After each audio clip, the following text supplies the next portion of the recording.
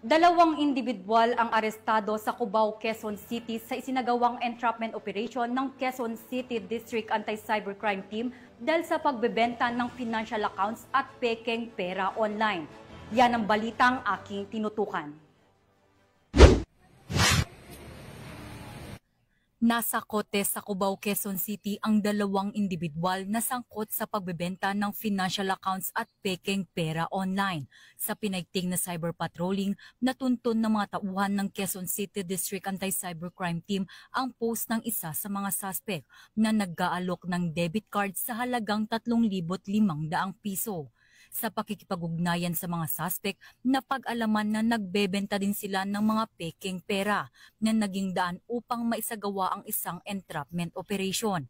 Nasabat mula sa kanila ang 56 na piraso ng pekeng 1,000 peso bills at isang debit card.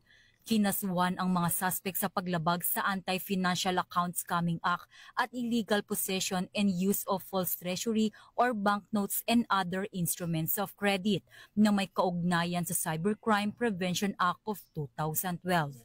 Kami po mula sa Quezon City District Anti-Cybercrime Team ay muling nagpapaalala sa lahat ng ating mga kababayan, sa mga tagapanood at tagapakinig, na ang pagbili o pagbibenta ng anumang klaseng financial account ay mariing pinagbabawal sa ating saligang batas. Specifically under Section 5 of RA 12010 or ang Anti-Financial Account Scamming Act or AFASA, dahil maaring magamit ito ng mga cybercriminals sa kanilang pag-i-scam at maitago ang kanilang mga pagkakakilanlan. Mula dito sa Campo Crame, ako ang inyong PNN correspondent, Patrolwoman Mary Grace Artizuela, nagbabalita para sa Police News Network, alagad ng batas, tagataguyod ng Balitang Pulis.